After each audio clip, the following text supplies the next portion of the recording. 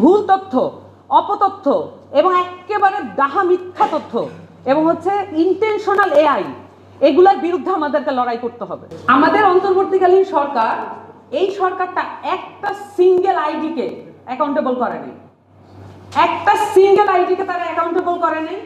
একটা যে ভিডিওগুলো, যে এআই এর যে ভিডিওগুলো আসছে, একটা অ্যাকাউন্টকেও তারা অ্যাকাউন্টেবল করতে পারে নাই। আমি আপনাদেরকে লিখে দিতে পারি, আমাদের দেশে যে ডিজিএফআই আছে, এসএসএফ আছে, এসবি আছে, এনএসআই আছে, এনএসএফ আছে, এরকম নাম না যেন অসংখ্য গোয়েন্দা বাহিনী আছে এবং তাদের সমস্ত ধরনের টুলস এন্ড মেকানিজমস আছে যেগুলো ইসরায়েল থেকে আনাও হয়েছে। অনেক কিছু ইসরায়েলের কাছ থেকে আমরা আসলে পারচেজ করছি অনেক কিছু, এই শেখ হাসিনা এগুলো করে গেছে।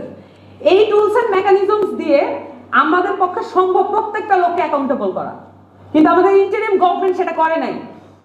এবং সামনের নির্বাচনে আমি কিভাবে নির্বাচনে দাঁড়াবো সেটা নিয়ে আমার শঙ্কিত থাকতে হচ্ছে, কারণ আমার অপর পার্টি যে অপোজিশন থাকবে সে এআই দিয়ে এমন মানে ভিডিও তৈরি করবে, সেটা আসলে সাধারণ মানুষের জন্য এটা ডাইজেস্ট, মানে সে ডাইজেস্ট করতে পারবে এবং সে মনে করবে যে এটা ট্রু।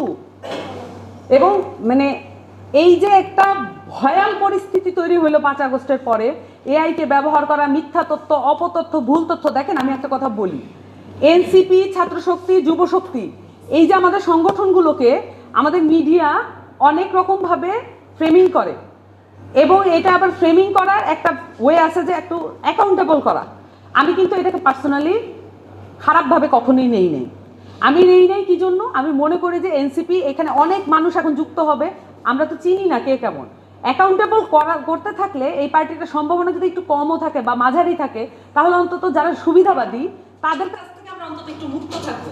এবং মিডিয়াগুলো যদি আমাদেরকে একটু অ্যাকাউন্টেবল করেও, সেটার জন্য আমাদের এনসিপির যারা করতে আসছে তারা হয়তো নিজেদেরকে পাওয়ারের কাছাকাছি না ভেবে দায়িত্বের কাছাকাছি ভাবাটা নিজেকে বেশি প্রেফার করবে।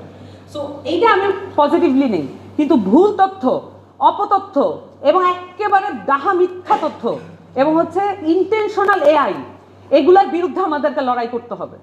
আমরা মানে এইটার আপনি দেখেন যে নারীদের আসলে একটু কেন আমাদেরকে একটু ব্যাকে থেকেই শুরু করতে হয়, আমরা কেন পিছিয়ে আছি।